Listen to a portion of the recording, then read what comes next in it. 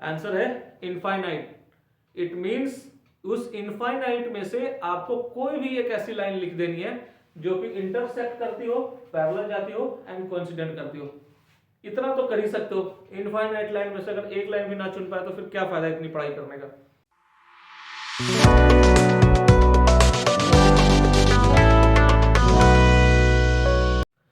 कैसे हो मेरे प्यारे प्यारे बच्चों, बोर्ड एग्जाम की तैयारी कैसी चल रही है? बहुत जान लगानी पड़ रही होगी। मेहनत के साथ स्मार्ट स्टडी भी करनी है, ट्रिक्स भी सीखने हैं, टिप्स भी सीखने हैं। तो चलो कॉन्सेप्ट वाइज एकदम कॉन्सेप्ट पकड़ के आपको क्वेश्चन बताऊंगा। अभी जो मैं क्वेश्चन डिस्कशन करने वाला हूँ वो है एक्सरसाइज 3.1 का linear equation in two variable का क्वेश्चन नंबर 6। इसमें आपको एक लीनियर इक्वेशन दे रखी है और आपको खुद से कह रहा है कि एक और लीनियर इक्वेशन बनानी है जो कि इंटरसेक्टिंग हो, पैरेलल हो एंड कोइंसिडेंट लाइंस हो। ठीक है, तो चलो सबसे पहले तो बेसिक चीज जो मैं आपसे पूछूंगा कि अगर मैं कह रहा हूं कि एक लाइन दी हुई है उसको इंटरसेक्ट करने वाली एक दूसरी लाइन मुझे ड्रॉ करनी है, तो ऐसी कितनी लाइन आप ड्रॉ कर सकते हो? या पैरेलल लाइन ड्रॉ करनी है, ऐसी कितनी लाइन आप ड्रॉ कर सकते हो? या फिर कोइंसिडेंट लाइंस ड्रॉ करनी है, ऐसी कितनी लाइन आप ड्रॉ कर सकते हो? आंसर क्या है? आंसर है इनफाइनाइट।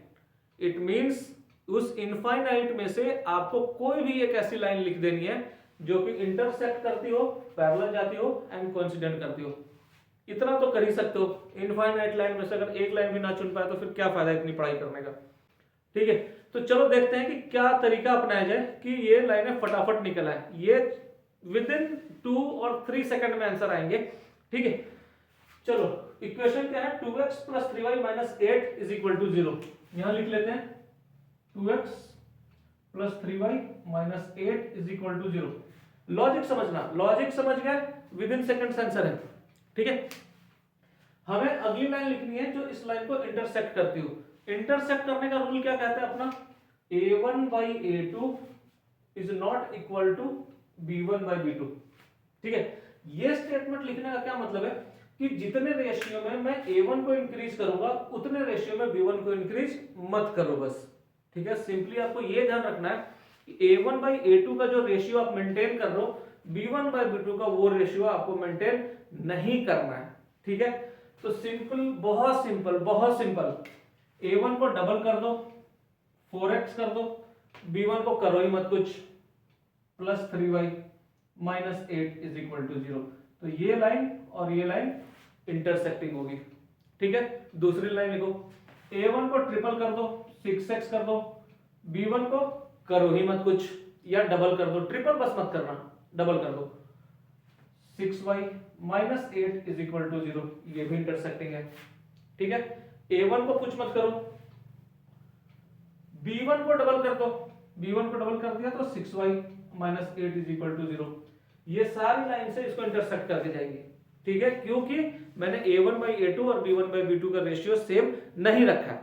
ठीक है, चलो आ जाओ पैरेलल लाइंस में। पैरेलल लाइंस का रूल क्या कहता है? a1 by a2 is equal to b1 by b2 is not equal to c1 by c2, not equal to c1 by c2।